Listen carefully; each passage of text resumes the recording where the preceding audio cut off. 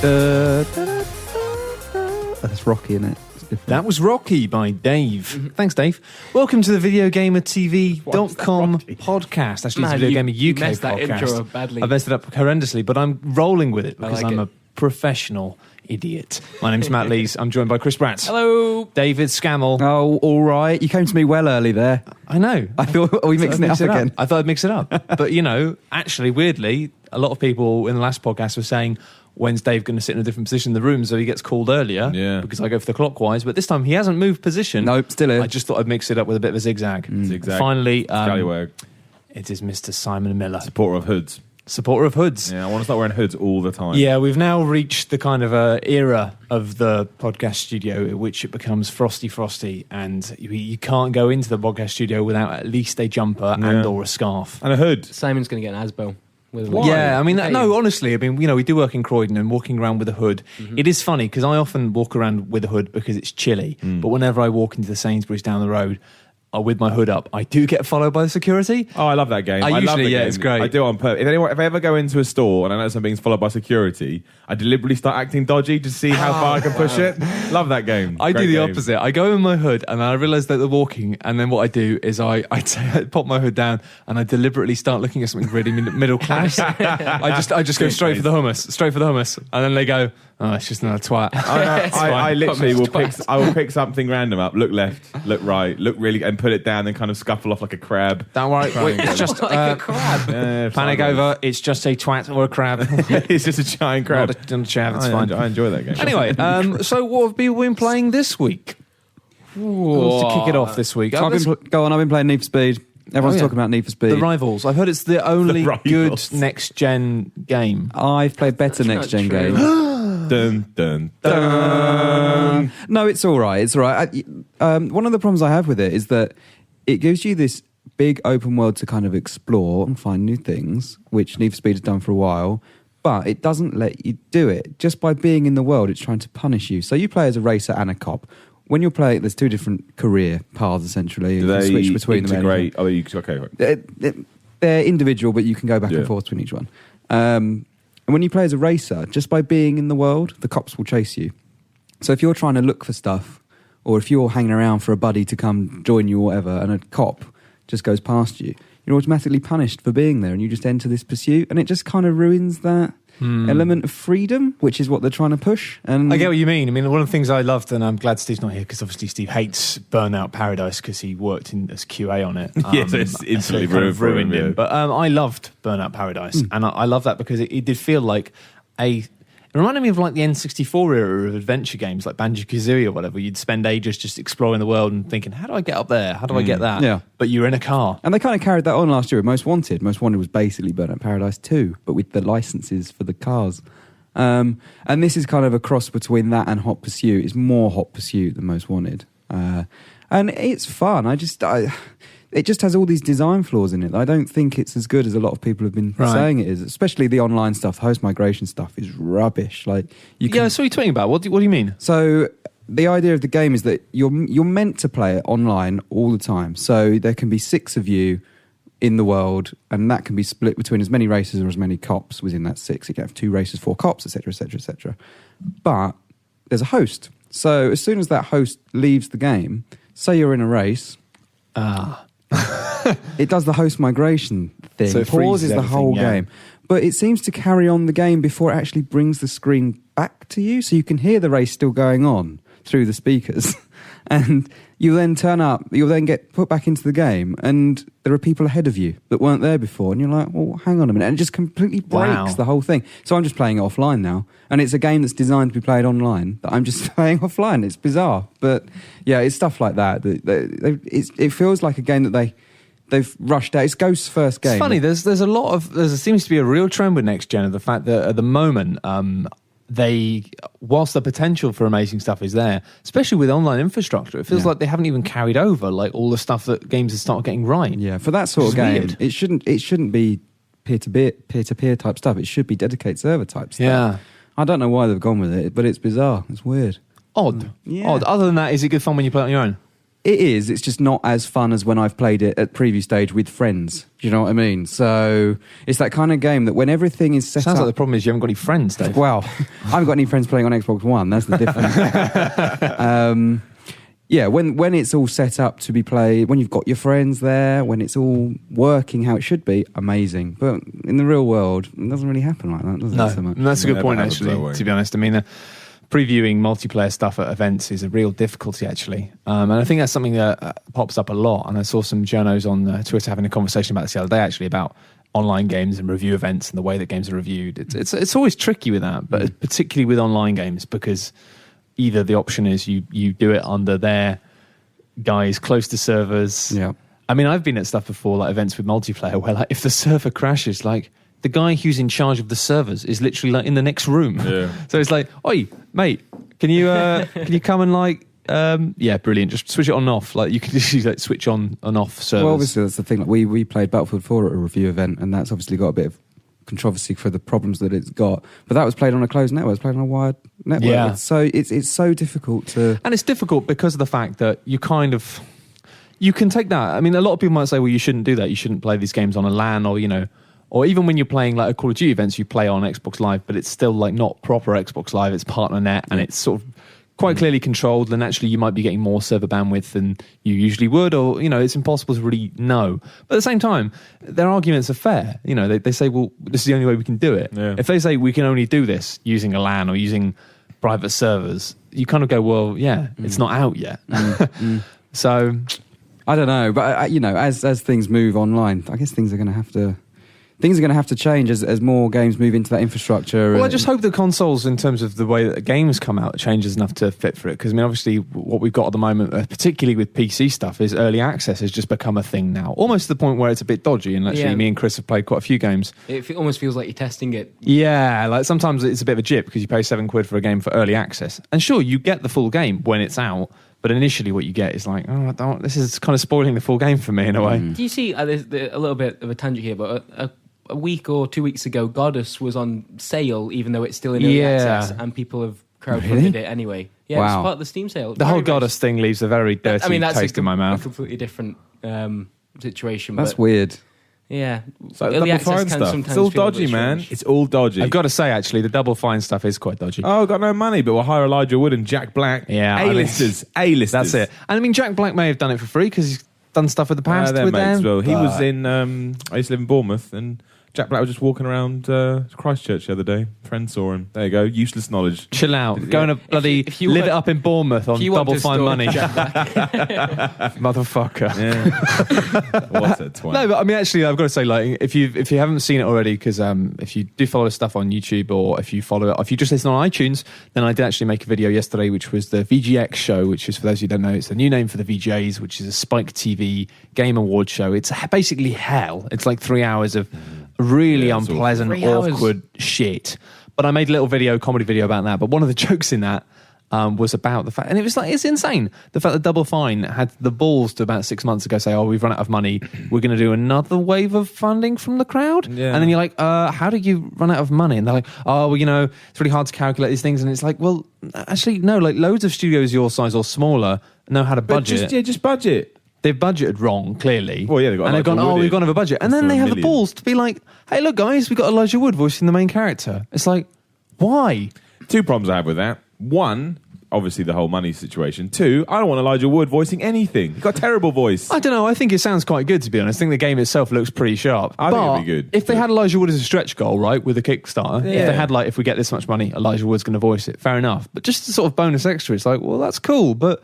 You've run out of money. And how long have you been planning for that? Was that something that you've added since you got the extra funding, or was that something you've been planning all along? Also, the fact that they're now working on all these other games. Like I know, they work on so many games. They've got 4 games on the go, and it's like, I get what they've done, because I understand that game development as a process is kind of like, it's tiered, and it's like, it's levels. So you need a very small team to start a project, and then, you have the concept artists work on it and stuff. And then after the concepting stage, you go into production. At that point, you expand the team, but then actually the original people you have working on the prototyping or working on the concepts then don't have a job because they've done their job. Yeah. So then they will have to either go and get a job at another studio, or a new project at the studio. So it seems like what they've had to do is with Double Fine Adventure is they've had to hire a big team to make it, but then they've basically had all these people who are then out of work because the early stage is over. So they've kind of tried to keep them in a job by starting new projects, which makes sense. And that's actually a good way for studios to run. But I think it gets funny when it's like, well, because it's funny, because I guess if a publisher had paid for your last game and then you spend some of the money you've been paid by that publisher to then keep your company going so you can then create new projects, that's kind of, publishers know that's the deal, right? And they know that's how it's working. And publishers aren't specifically paying, they're paying for a product, but they might not be paying the cost of it, you know? Yeah. Where's the motivation, though, to make a good game now? Because it's been paid for, right, essentially? Well, to a degree, but... I don't know. I think there's some serious pressure on them now because they're one of these big Kickstarter success stories so far. If they don't do it well, then this whole dream starts to crumble, doesn't it? Like there's a lot of pressure on them to make sure this goes exactly. And also, clearly, they want to sell more copies than they've sold. Yeah, like they want to keep selling it when it's out. But even if they do a great game, they do make a great game, someone else may come along. There've been other Kickstarters. They may come along and they may be crap as well. So it's not like this one is carrying the whole... No, but it's this is quite high profile. I think it was one of the first... it was the first, wasn't it? I think it was the first major one, I think. And I don't know. I just feel there's an extraordinary amount of pressure on them to make sure it's difficult, because I think the problem with the whole crowdfunded publishing thing is the fact that publishers know what the deal is, right? Publishers aren't stupid. And I'm not saying that people are stupid, but they're not as well informed. Like, people who work on that side of the industry have a much better understanding of the realities of the industry.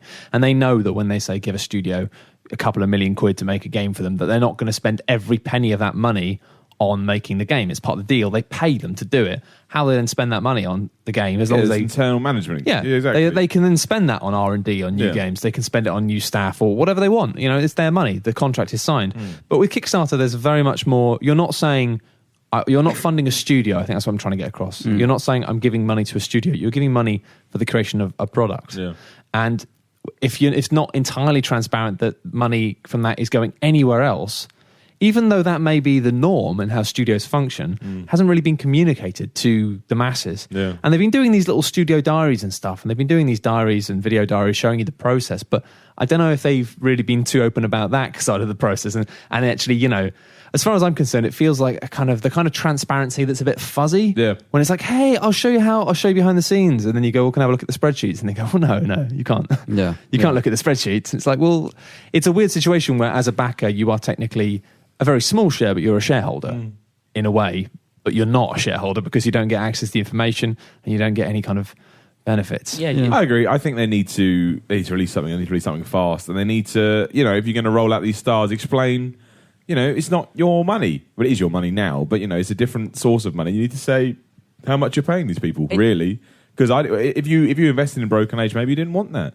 You know, maybe you wanted the money to go into a game, not into Elijah Wood's bank account. There's an idea like when you back projects like this, well, if, you know, the more money that goes into it, it's like with Star Citizen at the moment, the more money that goes into it, the better the game should be, right? And yeah, it just keeps expanding and expanding, and you're not entirely sure where that money's going to go. I mean... Star Citizen's an interesting one because they've got so many features now. It's like, how many years is it going to take them to make it? At least they are saying every time they reach a new stage, you know, this is what the money's going to. But, I mean, it's just... Oh, God, there was a Kickstarter recently that had a lot. It's so huge now, it's blown up. I love the fact there was a Kickstarter recently where it literally went, this is the game, this is the funding. There will be no stretch goals.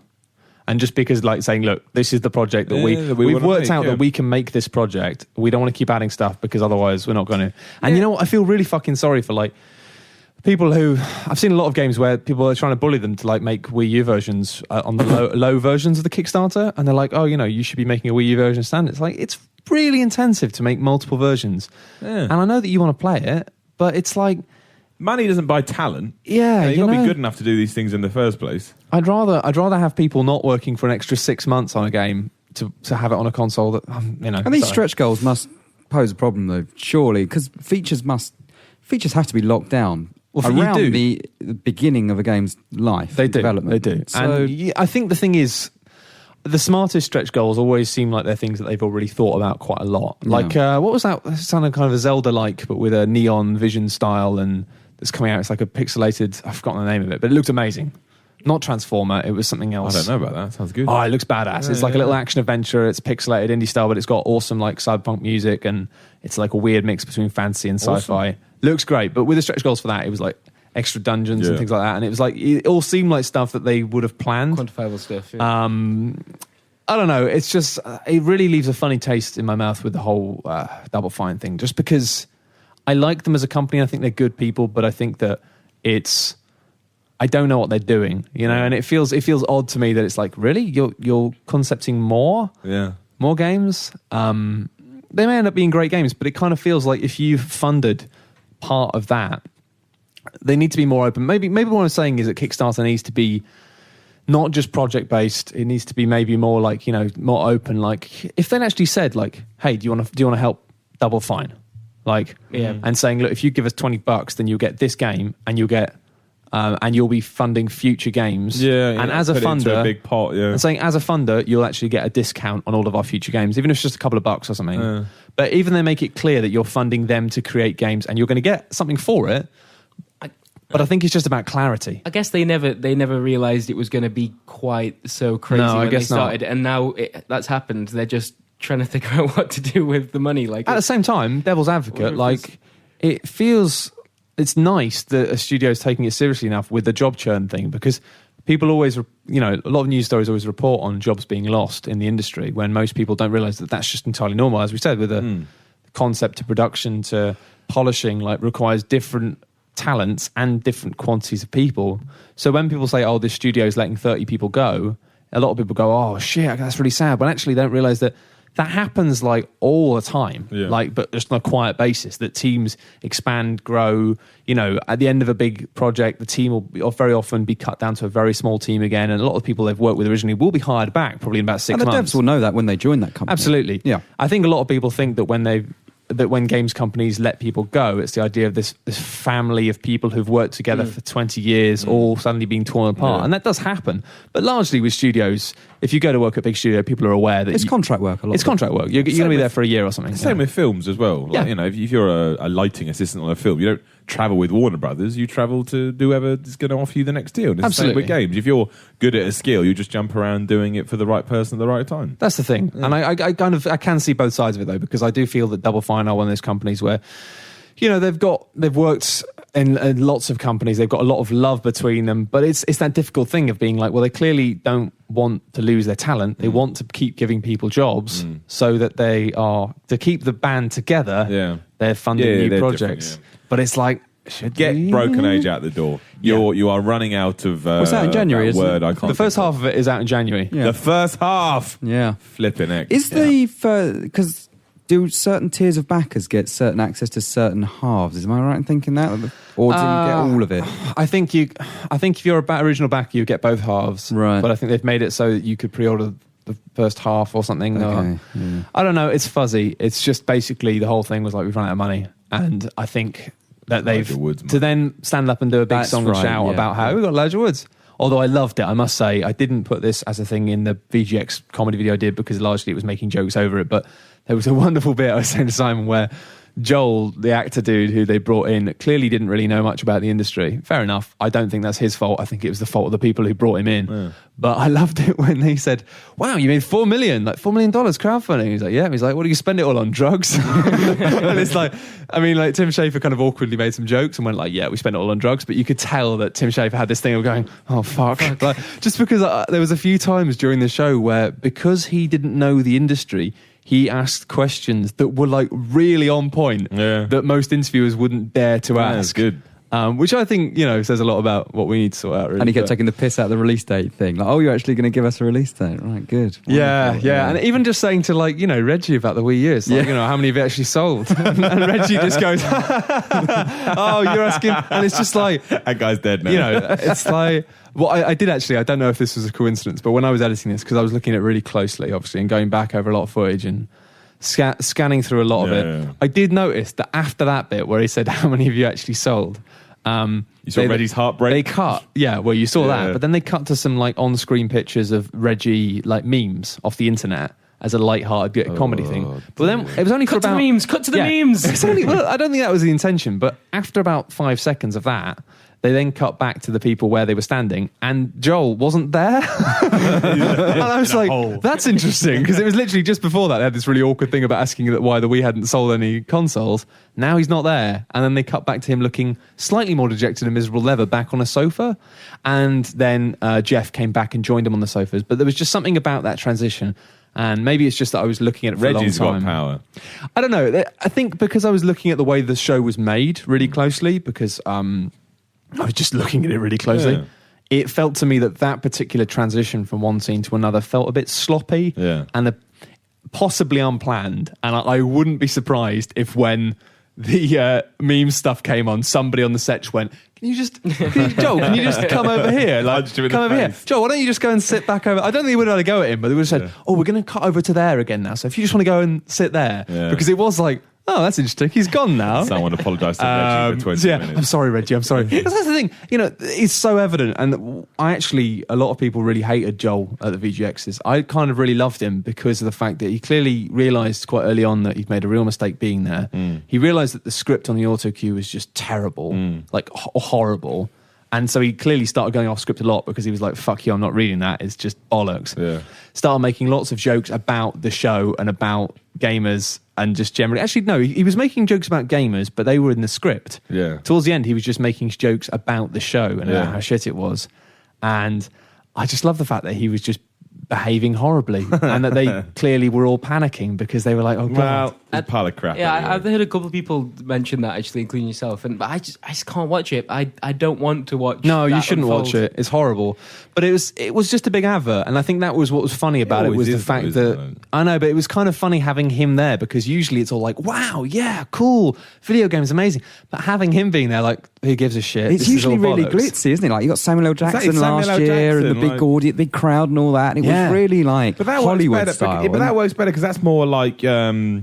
The MTV Awards or the Disney Kids Awards they do. So it instantly has a comparable. So, okay, just doing it for games. When you're doing a weird little, like, I don't know, ski lodge. I thought, what the hell is this? I thought Joel was a hero just because it's like a lot of people are like, oh, fuck you, you've demeaned gamers. But they need to realise that those bits were scripted. Yeah. He was reading it off an auto cue, So as ever, aimed at completely the wrong people. But no, I just like the fact that it was clearly just a 3-hour long advertisement, and the fact that as soon as he started asking any even vaguely pointy questions, it was like, shut the fucker down, shut him down, because it was like they pitched it to Nintendo as a big promo. Yeah, like, you come on. Well, it's like the fact that it was like, hey guys, Nintendo got a world exclusive for you. You can play an old monkey in Donkey Kong. It's like, that's not cool. Is it? Yeah, exactly. And even like the fact that they had a world premiere for a 30-second lighting tech demo for Ubisoft's The Division. It was just like, you know how we get press releases all the time being like, check out this exciting new set of screenshots. Yeah. It was that aimed at consumers directly. Yeah. It was, oh my God, it was like staring into the abyss. There was some cool stuff though. There was, but largely you just thought, oh my God. One cool thing. No, which was I like the Into the stuff as well. Sky. No Man's Sky. No Man's Sky was fucking amazing. And it's the sort of thing that I would never get excited for normally. Chris always takes the piss out of me. He's like, well, I think like indie games. This is the first indie game where I can go, yeah, actually, really fucking exciting. Tell us what you like about it. I don't. You know what? There's not one thing that I can really put my finger on and go, that's why I like it. It's just an HD Elite, isn't it? Really, by the look of it. Do you not think? Or I think you might be right. So I think being able, I know it's not the first time a game has done it, but that whole going straight into space is just cool, isn't it? And I think when you take on the developer as well, I know they've only made Joe Danger, but they've got pedigree in other realms. That does worry me a little bit. Are they? I'm not worried about it at all, actually. I'm the opposite. Are they biting off more than they can chew? They've said that. They've said that this could be the end of this studio, depending on... They're putting everything into this. I think they're well aware, but to say something like that and be that sort of aware of where you are and that ambitious probably means they know what they're doing. You shoot for the moon. You know, to be fair to the show, I think it's an absolute waste of time, except for... to be fair to the show. With No Man's Sky... You've got to try that again, Brad. With No Man's Sky, they obviously a game that not everyone would have paid much attention to the release of unless it was on some kind of event like that, including, apparently, Microsoft and Sony both ran after it, hadn't been in contact with the studio before then. and they've both been interested in trying to get it onto their consoles. Yeah. Like, that's awesome. A studio, a small indie game. I don't know if it needs a platform like that. To do it on. No. Something like Star Citizen didn't need that sort of platform, and that got Yeah, ridiculous amount of hype. I don't know. It's good that it was there because it brought it to attention. You said it's one of the first indie games you've been excited about. Would you have cared if you hadn't been watching that and seen it? It's a weird place to show it. I get the impression that there are actually, and it's easy to poke fun at stuff like the VGX, but I get the impression that because it's a broadcast thing, I get the impression that it's mainly domineered by Viacom fuckwits who are just old media pricks. And I get the impression that within game trailers and within that company, there are people who are good, who really want to do good things. I think Jeff's one of them, to be honest. He may well be. Actually, you know what? Like, the character I painted him as in that video wasn't unfair to that, I don't think. I mean, I kind of painted him as being a useless, weaselly idiot. But I didn't. Also, someone that cared and someone that wanted to. Yeah, I kind of, because that's the impression I get from him, that he's not like one of these guys who's like, hey, and he's often painted as being like, hey, buy Doritos and Mountain Dew. And I don't think he is that. I think he's an increasingly miserable, poor little bastard who is just finding himself increasingly out of his depth and being like, I don't want to do this. But also maybe aware, sadly, that he doesn't really have a choice. He's in so deep that he couldn't do the whole Jeff Gerstmann thing of being like, I'm going to start my own site and fuck all this. He's more of a presenter now than he is a journalist. He is, and I think he knows that. But I don't know. I do. I don't think he's a bad dude. No, exactly. And I think there are some bad dudes. I think that's it. I think he's maybe made some questionable choices with his career, and he's maybe let things slide, but that's just the choice he's made. You know, he doesn't want to be a warrior. He wants to be a presenter. He's probably earning quite a decent amount of money. Fair play to him. But I don't think he's a bad guy. No, I don't think he's a bad guy. But as we say, there are definitely bad guys involved in the production of that fucking show. Yeah. It's over now for another year. It is, but we should, briefly, like No Man's Sky, because I think that is big news. It looks stunning. It looks like a HD version. I was saying to Bratters yesterday, I love the fact that when Proteus came out last year, which is, I remember playing it and going, oh, wow, this is great. This is proof that games don't need to be HD. They can still be beautiful and immersive, but really basic. And then as soon as I saw No Man's Sky, I was like, it's like Proteus, but in HD. I was like, all right, this is exactly all that shit I said about HD not mattering. It's kind of cool, actually.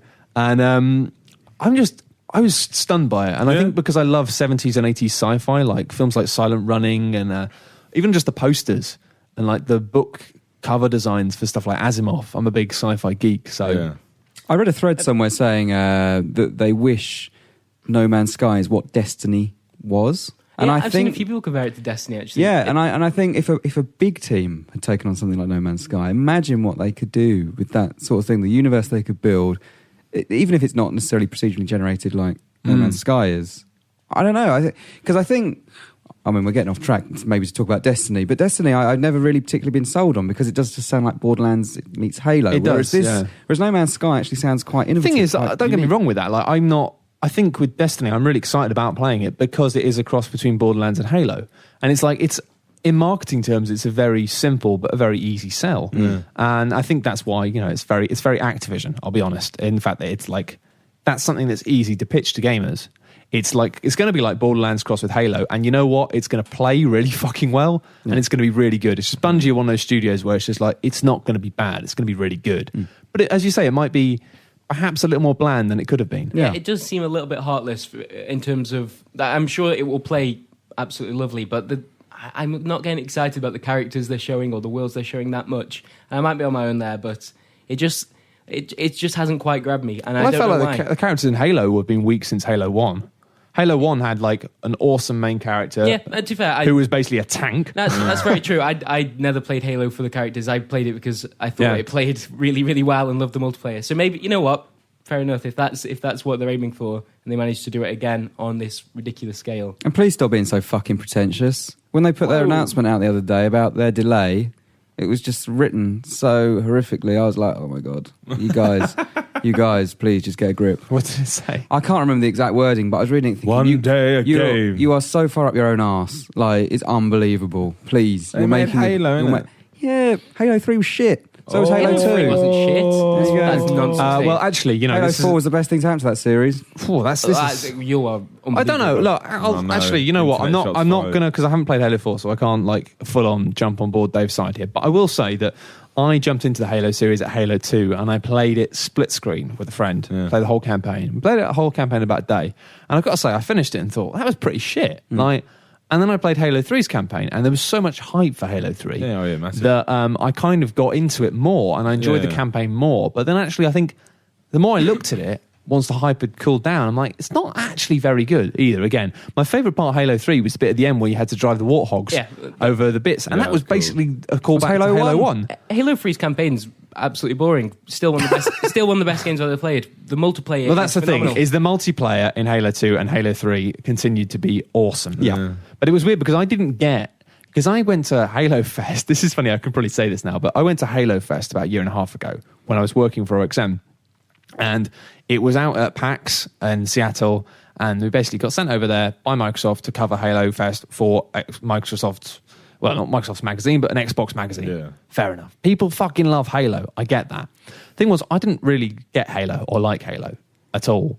So I was sent out to sit through about 2.5 days worth of seminars about Halo. Love it. And Q&As about Halo. And it was hilarious. It was actually me and Martin Gaston, who used to be a VideoGamer, sitting next to each other for 12 hours a day for 3 days, just listening to people talking about Halo. Okay. And it was funny because it was like I realised as it went on that actually Halo has amazing characters and amazing stories and amazing lore. It's actually like a really cool idea. It's just the game doesn't tell that do a really bad job of doing it. I didn't realise that the Master Chief is...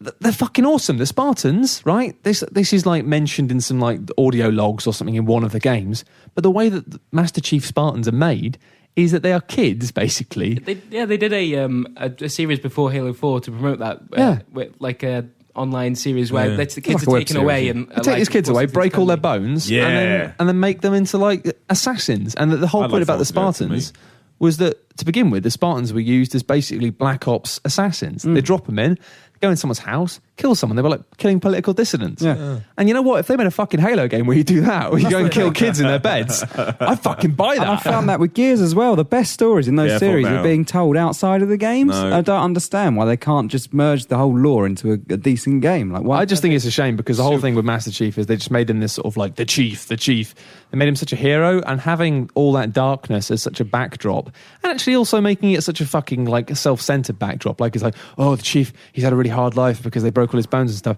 If they actually talked more about the fact that the Spartans fucking murdering people in their sleep and stuff, then that might add some depth to the character that, as currently, is still just a fucking green Lego man. Agreed, but I guess there are a large portion of people that just want cool man in green suits and shoots things. I get that. And unfortunately, they... But no, but what I was going to say is I didn't understand that appeal of Halo until I actually went and played the collector's edition, the anniversary edition of Halo on the 360 when they just re-jazzed the graphics up.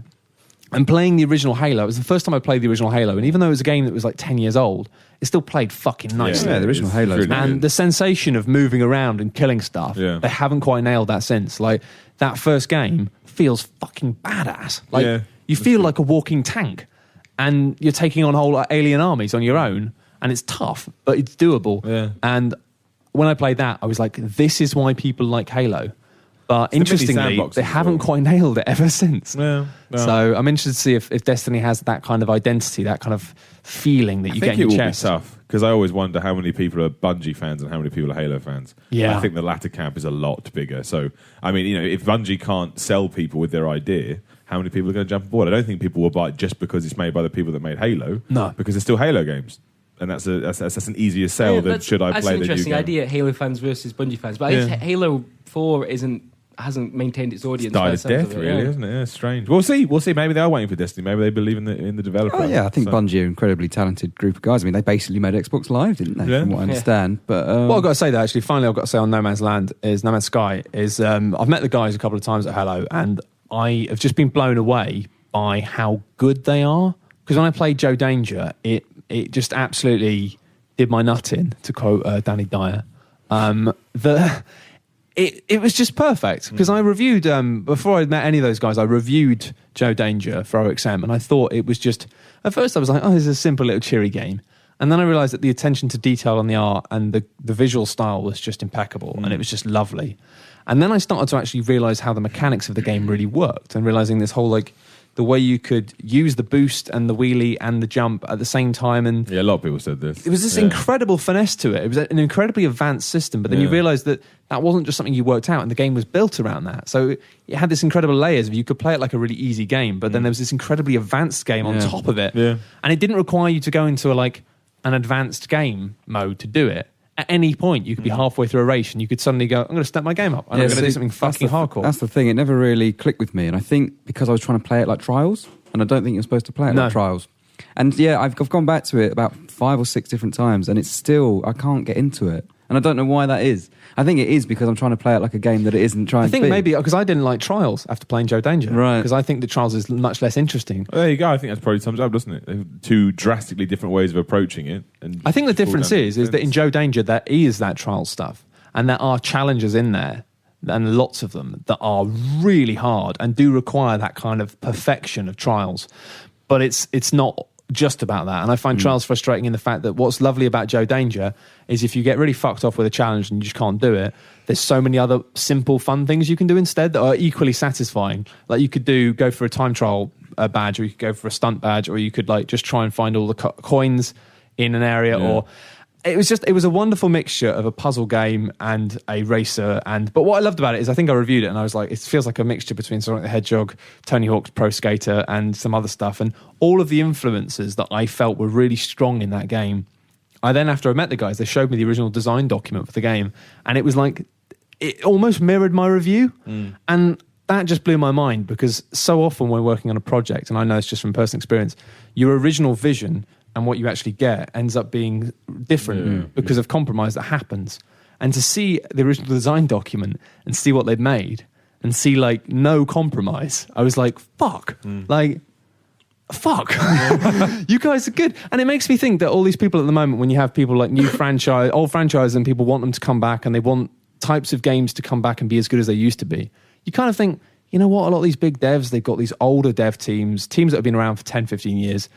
The guys are kind of maybe past it a bit. And what I love about Hello Games, I love the fact they're British. I love the fact that it's a fucking tiny studio, and these guys, I blew my mind that Joe Danger was made by 4 people. The fact that this is made by 4 people now, actually, in a weird way, doesn't blow my mind. They've expanded a little bit since then. They've expanded, but this project is still working on by 4 people. Oh, right, yeah, because they're working on other stuff around. Yeah. Can I just say, how freaking cool is it that they've gone from a game like Joe Danger to No Man's Sky? Totally unexpected for me, but there's no link there. That's amazing. Maybe Joe Danger turns up in a spaceship. A nice little Easter egg. I just think that they're so talented, and I think it's what fascinates me now about the games industry is because the horsepower of machines is kind of leveling out, and you've got access to a lot of power to do interesting things, which just wasn't there before. And because the tools to make games, and especially with this procedural stuff, where if you're smart with it, you can create huge amounts of shit without that much manpower. Yeah. It is very much just a no man's land for talent. And at the moment, we're seeing small studios of 1 to 10 people just coming out with stuff that's almost on par with full studios. I played some indie games recently where it's this is made by 1 person. It's what? I've seen games made by hundreds of people that aren't this good. Yeah. That guy who made a Skyrim mod and now works at Bungie. Yeah. It's Thompson Tank Engine. No.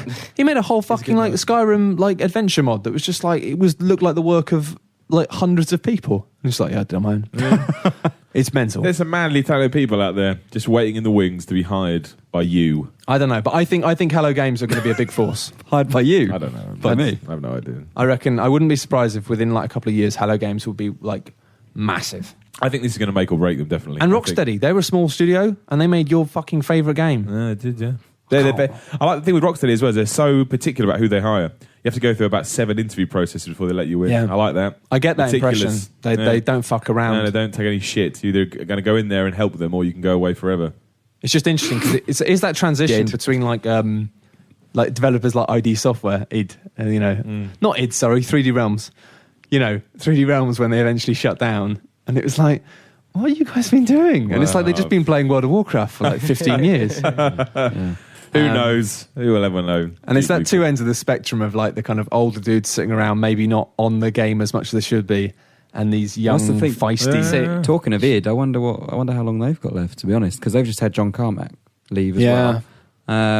And what have they had? They've had Rage, they're working on Doom 4, but that project seems to be doomed. Well, I didn't mean to say that. Oh but my God. Do you know what I mean? You know what I mean? But it is, it's that old school dev environment where maybe the industry's moved on from that. And well, this is it. I think there may be, I think that's the problem. It's just a reminder that, we all get left behind. It's in the same way that when I was If you don't growing try up, to catch up, you do, of course. well, that's the thing. well, it's like, loads of people, like, think about not our generation, but our parents' generation, right? Think about how many people who are our parents' age who worked in IT and worked in computers, who, like, now, the skills that they use for most of their career are, like, beyond obsolete, like, absolutely useless. And I think about this all the time. I'm like, I'm quite fucking on the edge of tech right now, but give me 10, 15 years and I'll have kids being like, oh, shut up, granddad. Premiere. We all use fucking 3D adventure simulation software now. Yep. I love that stuff. Rubbish collection of words. 3DSS. You know what I mean, though? It just feels like a lot of these old studios, they've caught up with the technology, but these guys, like, hello, you meet them and you chat to them, it's like, these guys are on the fucking bleeding edge. Like, they're going to be, like, dancing on the graves of these big studios, and they fucking know it. Like, they won't admit it because they're modest. Same but same with sports. Jesus. Same with less with entertainment and stuff. But if you don't find ways to reinvent yourself or see what's trends that are happening and keep up with them, you'll die. And that's why I know people are upset. I can't remember the name of the studio now. When the Dizzy guys had to go, it's the same thing. Dizzy was a relic of its time. Yeah. And when you try and sort of kickstart that now, people just see a giant egg and go, don't really want to play a platform with a giant egg. I'm playing Call of Duty online. Like, but also, there's a lack of drive there, Oh yeah. Well, when you say we want like a couple of $100,000 to make a Dizzy game, that doesn't suggest to me like any passion. That suggests to me going, well, got quite an expensive studio. You can maybe pay our help us pay. Maybe, and I don't think they're being greedy. I think they're just complacent and they're like, well, this is how much we need to get paid to do it. I honestly think, this is a kind of broader issue here, but I think with the kind of Western recession that we've had for the past, God knows now, 8 years, 7 years? 700, say 700 years. 700 years. Yeah. With the whole recession, I think what's been most interesting about it, and I think the only good thing that's going to come out of this increasingly horrible austerity that we're all living in, particularly in Britain, is a generation of youth who are so screwed that we've had to become really ferociously passionate and good at what we do. And I think we're going to hopefully see lots of people who are just intensely talented and creating amazing things. Hopefully. Just because of the fact that you can't get a job, so you have to be like fucking badass at what you do. Yeah. Whereas in the past, you could just cruise through life quite easily. Well, you see quite a lot of that with CVs, don't you? A lot of inventive CVs around nowadays where people sort of think outside the box to get jobs and stuff. So maybe that will sort of, grow. And we'll live in a world of like superhumans. Hopefully. I'm up for that. I mean, we might all be really poor, but we might end up being creatively amazing. Yeah, I saw Living on the edge of part of I saw a job vacancy down the road earlier today, and it said, please leave your CV with a photo. I was like, oh, why do I need a photo? Can't hire ugly people. No, You haven't got a maybe chance, not. mate. Give them a photo of like a nice tree or something. Yeah. Here's a lovely photograph I took. See, thinking outside the box, that's your way in. That's the test. Yeah, maybe. Maybe I'll be Kelly Brook for the day, then I'll get hired. That'll expose them, won't it? Maybe I'll be Kelly Brook for the day. I like you just say that as if that's something you can just do, Dave. Yeah. Can I use that last wish I've got from I that can genie? pretend. Yeah. Kelly Genie, Brook for genie. a day, please. All I want, right? I'm a brunette. Let's be honest, Dave. We know you well enough to know that if you did have a genie lamp and you did have a wish that allowed you to become Kelly Brook for a day, you wouldn't leave the fucking house. Anyway, has anyone played any other games recently? Because I know it's been a bit dry. I won't go into it too much because there's a video going live, probably as we're recording this, maybe. Who knows? So there's some stuff. But I played Dark Souls, which I've been promising I to do. introduced Simon to the world of goblins. Souls. Is that how you described it? I think I got up and said I'm off to the world of goblins, yeah. That was hilarious. I lost my shit at that point. Well, it's kind of true. No I like the goblins. fact that you weren't even joking. No, I was deadly serious. Up to the world of goblins. And it's much better and much more easy for you to watch the video to get an idea of what I thought about it. But I mean, after giving it 24 hours or whenever we played it last week as well, to let it settle in, I understand the appeal of Dark Souls. I get it. I understand, why it's become the thing that it has. Because I'm glad that's settled in because during the video there is a point where I go, so yeah, Simon, okay, I get you. This isn't really your type of game, but you understand the appeal, right?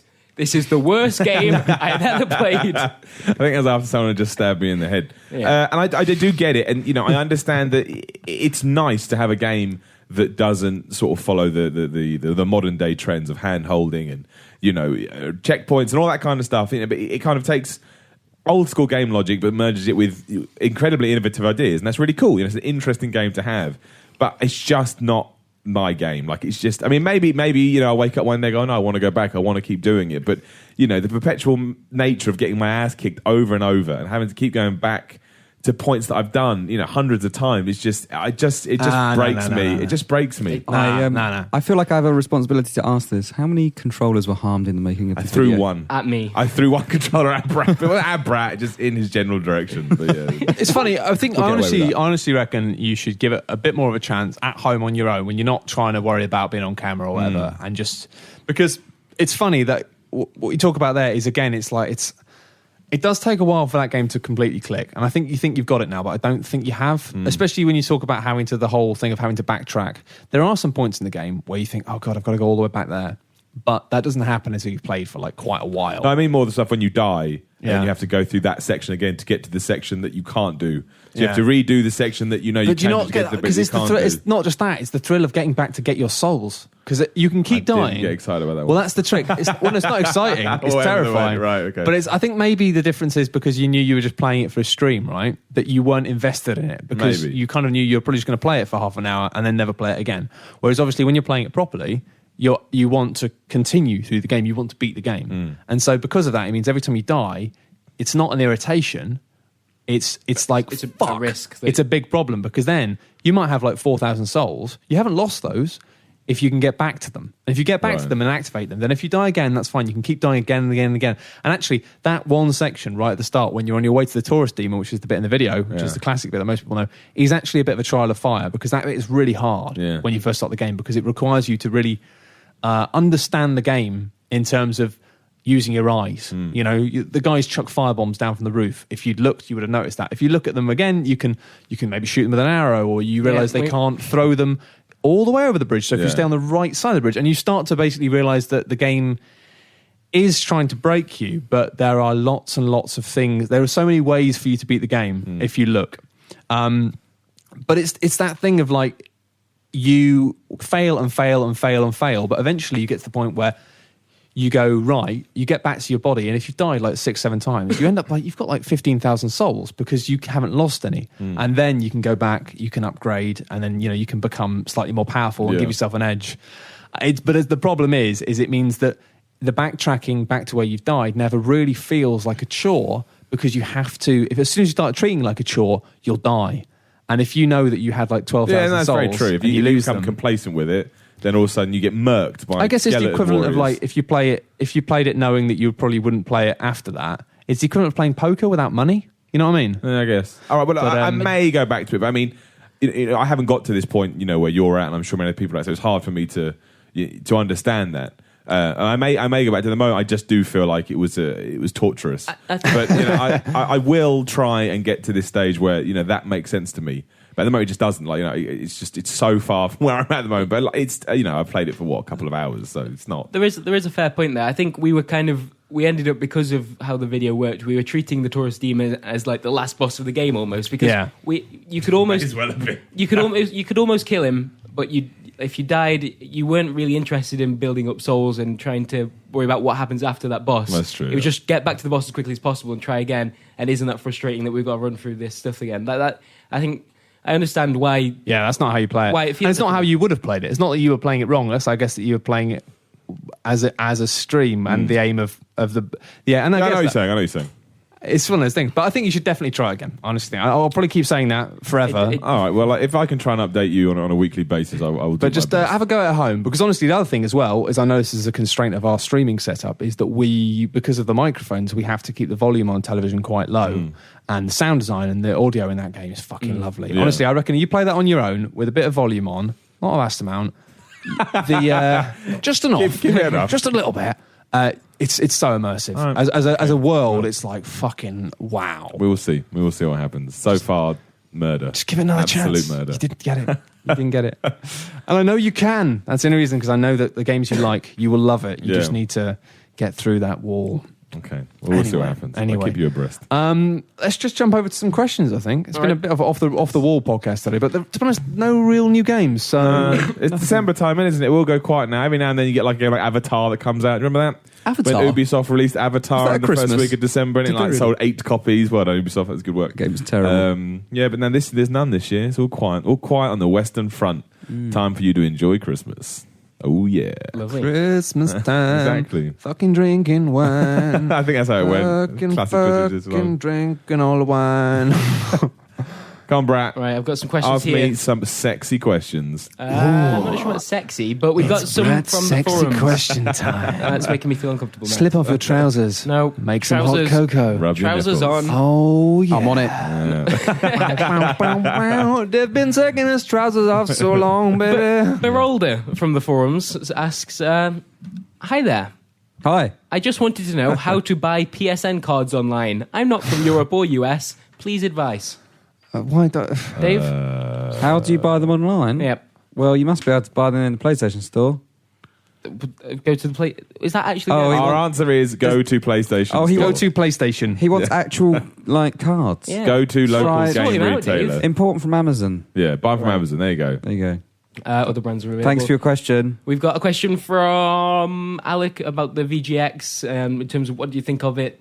I As We've a whole, covered that and quite extensively. How would you yeah. do it differently? I guess. I is don't, the- just stick to what you did last year. It's fine. I understand that's the way that these shows are done, so stick with it. It's Everyone fine. complained about that, though, didn't they? They didn't like they complain them. about everything. Oh, though. we- But that's true. I don't know. I think it is crap, but I think the problem is this television's crap. And I think that's a bigger problem that's going to be harder to solve. But the because VGXs aren't going to change that. So if No, you're going to do it, just no. do it like the... I can't remember what the MTV Awards are called, but that... The or VGX whatever. is like symptomatic of the fact that television covers games in a way that is meaningless And bordering embarrassing. on inoffensive. It's embarrassing. Yeah, it is. But it's because But the MTV television's run Awards are by... embarrassing. The Well, Disney then- Awards are embarrassing. Then if we but at if we least have- do it in a way that is familiar to other. You know, don't doing like the VGXs makes it seem even worse. Like games aren't even on the level of these other things. They're even shitter. Who gives a But shit? there's- okay, well, you've got other award shows that aren't like the MTV Awards. There are high The caliber Oscars. ones. I Would think, you like yeah. the VGXs to be like No, the No, I Oscars? think that's what people do Why- want, isn't it? yeah, I why think they can't want a we- serious Oscar type No, that wouldn't thing. work either. The problem is, it's Well, just the fact that there's you... a BAFTA Game Awards, isn't there? Like, can't you? But it's not televised. This is the thing. The problem is, right, when you televise stuff about games and when you televise the stuff about music or films, like the stuff that's enjoyed by a variety of demographics. Yeah. But games is largely enjoyed by younger people, and television as a medium is largely controlled by white dudes in their 50s and 60s who have no interest in it and don't really understand it, and so they don't care. And it means that it always feels massively out of touch with what is largely a young generation. I think it's television across the board. It's why most people don't watch television, and it's funny in the fact that people get pissed off about this, but it's like it's online, but largely it's also broadcast in the US on 3 TV shows. And I think if it was just on TV, we wouldn't watch it. I think the difference between this year and last year was last year was an award show. This year wasn't an award show. This year was It was just weird how they squeezed it in, wasn't it? It was like, just oh, here's weird. the thing. It was just a People big in a promotional house. announcement Yeah, exactly. event. And if that's the direction they want to go, that's fine. But they need to distance themselves from the awards. It seems like they were desperately trying to use a format that made it something, because obviously Viacom have got beef with YouTube and they've sued them in the past, and it seems quite blatant they want game trailers to be something that people use for games instead of YouTube, and it's not going to happen. But they're trying to enforce that. And it felt like this year's show, they're making it really a TV style show, was them trying to justify why publishers should use this instead of just putting it on YouTube. And I'm not sure they've Anyone done that wants so. to try and out YouTube should be shot. I know, yeah, in the it's dumb. face. I mean, what are you doing? I say I hope that somebody does it because Yeah, I'm fed up I of really using hope someone does YouTube it. and it's very getting unlikely, dodgy. though, isn't it? That's It the is, problem. that's the It's problem. massive. It's like, let's try and come up with a search engine. Don't bother. It's a waste of time. You may luck out, but it's massively. And It's this like is the trying problem. to start a milk service. I'm going to call it Matt and Miller's Milk, right? Oh, no, that's What's it going to awesome. do? It's going to be Isn't it? door-to-door milk delivery. We'll deliver you Yes. milk every day. Yes. People are going to go, well, I've already got that. No, you haven't. Not from Matt and Miller. Not from Matt and Miller. And I'll go, yeah, but I've already... No, I don't need that. You What get a does little Miller's show. milk taste like? Oh, it's sexy. That's another And question for another time. powerful. It's not. We're not up to Miller Instinct. it's interesting. You should ask that. The next question is. Well, it's actually from Chris Emery on Twitter. Hello, Chris Emery. Who asks, will this week's edition of the VG UK podcast include any more food-related facts? That's a good point, actually. People really like the egg facts. Yeah, it was the I egg don't know fact, any was it? The egg facts That went down a that massive I disagreed trend. with, and I'm still not Food sure. facts. No is the answer. You know stuff about food. Not that anybody You wants weigh to like know. oats and stuff. Yeah, because you got to make sure you get right calories, innit? Yeah. Have we got a mouse, apparently? Did you hear about this? Tell- Let's not talk don't about tell that. that to the No, world. Right. Move on. Next question. We haven't got a mouse. We haven't got any food facts. I've got an amazing banana fact, but it's too long. I might save that for another time. I might have done the banana fact already, haven't I? I think you did, yeah. Yeah, I think I've done that. The monkeys opened the banana from the No. opposite side by About pinching it. bananas all being clones, and it's a big It's conspiracy. amazing. Look it up if you Look it up. It's Yeah. very I'll interesting. tell a story another time. Yeah. Okay, and we've got this from George, also known as Petty13579. Sorry, I had something in my mouth. There is something inherently funny about that name. Yeah, it's just I don't know what it is numbers, either. Yeah. God, you guys are jerks. Is I there any... wouldn't say not to be petty, but it was actually 14736. Nice. Classic. Are there any games based on films that you particularly enjoyed and actually think are good video games? GoldenEye. Yeah, it's quite a lot. Oh, GoldenEye, of course, yeah. I thought King Kong was okay. King Kong was really good. Oh, I know why you like King Kong. Let's keep it in the You brackets of achievement okay. hunting It son was of a... made by Michel Ancel, the Rayman guy. It was okay. Come on, it was okay. good. But yeah, GoldenEye's the best one. People who say that King Kong was shit haven't played King Kong. No, it was terrible. What? It's good. I quite enjoyed. I'm not saying this is like the best one by any margins, but I remember surprisingly enjoying the game about the Green Lantern film that came out. It was a lot of people said that was a third-party brawler that was co-op. Yeah. It was really dull. Like the level design and the enemy design was incredibly basic, and it felt like they had a very small budget. But the combat system in it was really, really fun. Yeah. And I had to play it for review, and it was one of those games where I was like, usually with that caliber of game, I mean, don't get me wrong, it got like a 6 or a 7 out of 10. You get to about halfway through and you just go, I just want this to be over. Yeah, I don't want to do this anymore. Please but make all it the way stop. through the game, I had fun. There you go. I was Same like, with Captain wow. America. Yeah, I was going to say it's a bit like Batman. Captain America just stole Batman's. Oh, Batman combat Returns system, on the didn't it? SNES. There you go. That was amazing. What about the Scott Pilgrim game on the? No, okay, no, is that any good? no, I never no. tried it. There was so much hype when I played it. I was like, okay. It was It looked- okay, but it looked yeah. cool. It doesn't deserve to be spoken about now. Really? It was That's what I quite was saying. short, I thought. Yeah. I was like, everyone banged on about it. I was like, wow, go check this out. It's quite short. But then, I thought Castle Crashers was a bit overrated as well. I liked it, but it was I liked it. Again, same kind of feeling, really. Yeah. I liked it. I played with my brother. I thought, yeah, it's okay. It's fun, but It's it okay. wasn't like great. No. But then actually, a lot of people still talk about Streets of Rage if it's classic, and I didn't think that was Again, that it was fun. good. Same with the Capcom one. I can't remember its name. That's awful. Move on. It's a fine. bit of a laugh. But yeah, it was okay. And Final fight. There you go. See, those things are good, but they're no fucking Gunstar heroes. You know what I mean? No, I agree. Yeah. And yeah, we'll wrap it up with one last question from Garviel on the forums, mate. who asks, is Star Citizen a real game? Will it actually be released? Every trailer I see from it leaves me more We confused kind than of the answered last. that as well. Yeah, I saw we're it. not sure. I saw it before it was announced, and it wasn't a game then. It was Yeah. just a tech demo. That was about $8 million ago. Like, Yeah, that was true. it's It was about a year ago I saw it, yeah. okay. So How about interesting. $20 million You just ago. measured time in money. How interesting. I don't think I've ever seen that done before. But it's a similar, money. it's a similar thing to No Man's Sky, right? How much game is there going to be to it? How much is going to be left up to the player just to explore? Is it just going to be a kind of dynamic, make your own fun type thing? I need to read up on that more. I think they have talked a bit about their aims for it, but I don't know exactly. Yeah, what No the Man's game Sky is. is going to have some kind of objective in terms of you start on the outside of a galaxy and you need to move in, and not everyone will be able to make it to the center or something like that. So there is some kind of underlying game there. I've just got a Judgment Boy from Gregory Horror Show stuck in my head now. Sorry. What will it be? Love or money? That was interesting. I'll start doing that. When are we meeting? £2 later. It's Oh, not it doesn't gonna work. I'm No, gonna it only works with I'm certain going to have to examples. rewrite the entire I'm so language. confused. All right, don't worry. I'm going to rewrite the English language. It's fine. Start today. Right. Can I be in it? Matt looks like he's about to do something. He's Yeah. like glaring at Yeah. his phone. I Now think I it's know what time time. it is. Oh, right. for Of course, yeah. the exciting feature you've all been waiting for.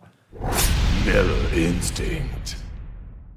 This week on Miller Instinct, we All have right. a question from Oscar, otherwise Oscar, known pleasure. as DayUSZ or Deus.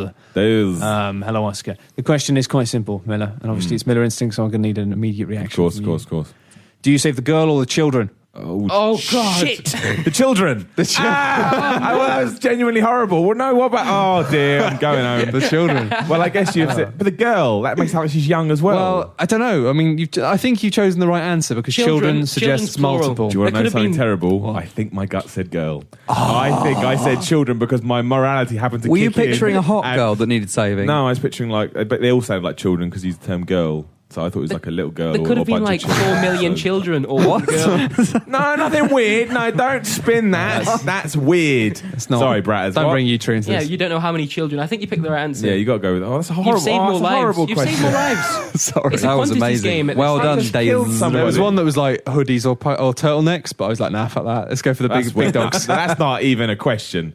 Hoodie, I genuinely may wear a hoodie for the rest of my life. I'm so involved in wearing a hood up at the moment. It's unbelievable. Turtlenecks are like a hug for your neck. No, the hood is like the all-in-one blanket. It's just so good, but we don't need to talk about that. Well, I'll do that on my Hood podcast I do on Thursdays. It's probably for the best. I mean, you're kind of continuing your trend of being like a loveless man. The fact that it's a gym or a lover, you're like the gym. I tell you, you'd fucking love a onesie. Forget the girl.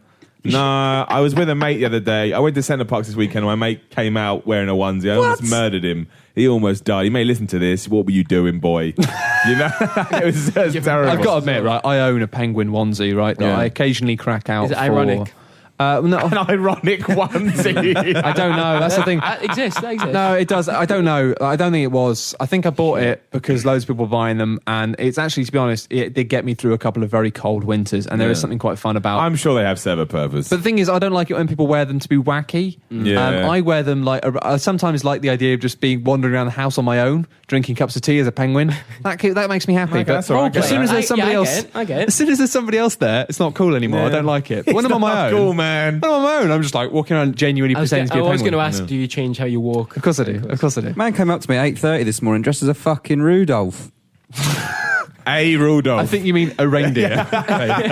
Perhaps. Had a big red You nose. sound like you're about to launch into your own stand-up material then. While you were at Centre Parks, did you put bubble bath in the jacuzzi? No, I didn't. You told me about this story. You should so I do didn't that. It's very. If anyone's listening, I did do that. I did lie in the Sounds jacuzzi like a watching bad idea. Predator, and that's all the information I'm going to give you about. You did my what? day. I lied in a hot tub watching Predator, and that's all the information I'm going to give Interestingly, you. about my that's Centre all the Parks information I need to crack one out. journey. Yeah. Well, that's good to know, my I've got to friend. say, like on the topic of Miller Instinct, just going forward, we do obviously you need to kind of follow VideoGamer.com on Twitter, and we Yep. do tweet out during the podcast, which is usually recorded between about 11 a.m. and 1 p.m. Around on a there, Tuesday in the UK time.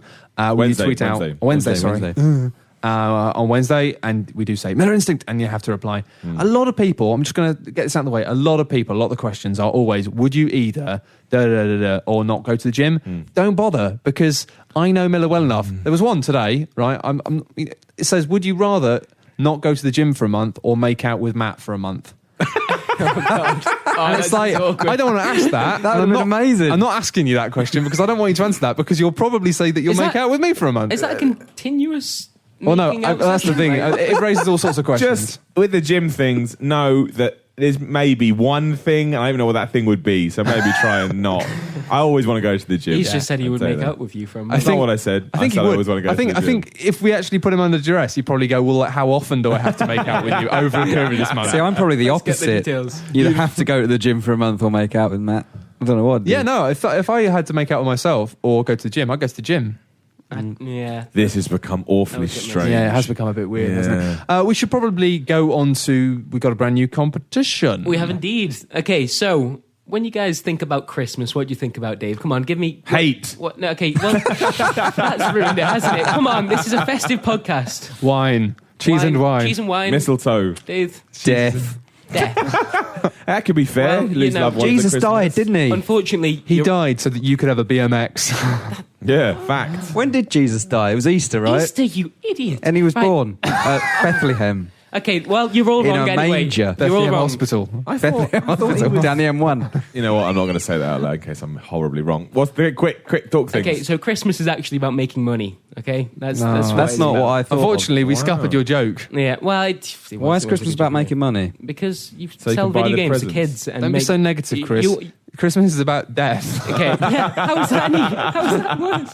I'd rather be dead than making money. That's why I'm here. That's why I do this. Okay, so for this month's podcast competition, we want you to design a video game that could make more profit than Skylanders. But you could do that any month. Yeah. Why is that linked to Christmas? Because that's when you sell tatty games like that to children. Yeah, it's true. A lot of crap comes out of Christmas. He's right. So something along Can it those be a lines. board something nice game? and- Would it be a video It can be game? anything you want, Okay. really, within games as Law. an overall All right. sphere. Okay. Good. Yeah, so it could be like a new kind of like Skylander style series of toys or series of things. I've got one. Yeah, see, What? Pokemon Skylanders. That's pretty good. Done. Precisely. You know what? I've won. That's Can I have my actually- game? Yeah, that would actually sell very well. that would actually sell really It well. could be like a new Call of Duty that comes out every week or something. Yeah, Something and like that. anything. Duty Skylanders. The more insidious, the better. So Yeah, go for it. Just do what you want. Usually the rules reply, don't do anything that's horribly illegal or horribly offensive. Yeah. Just because then we won't be able to talk about it. Don't worry about it being a little bit evil. I'd say that. Oh yeah, It can no, be evil. Yeah. Be evil, be World funny. War II Skylanders. You've probably worked out by now that your chances of winning are going to be vastly improved if either A, you're actually quite good at drawing things or designing things, but more importantly, B, if it's funny. Yeah. So generally speaking, Funny ones are the funny best. will always win.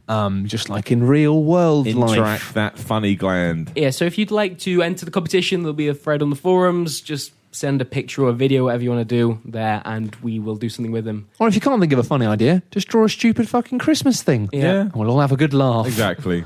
And Draw as Bratters as a Christmas... Christmas elf. Elf. Oh, yes, no, please. that's not That should be the competition instead. Actually, That's yeah. Miller's Should we competition. change the competition No, to that? that's Miller's Xmas competition. I've got games I can give away. I'll give a game away for Bratters dressed as an elf.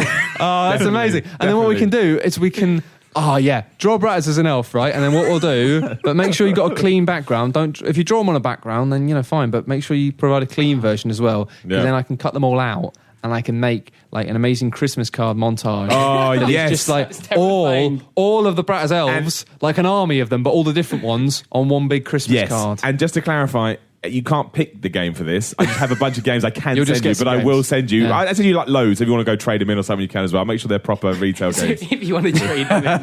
Well, that way, if they're probably crap, so that way I can just at least go get something with them. And so. we'll mix them all together into one big amazing Christmas montage, Yes. and we'll make it available as a high resolution image, so you can print it off and put it on your wall. I'm so This is the happy. best podcast ever. It is. I feel like Christmas. I hate Christmas. Oh, Look at the roles in reverse. feels like I've got holly and tinsel in my balls. This is Exactly. great. Whoa. Christmas. Yeah.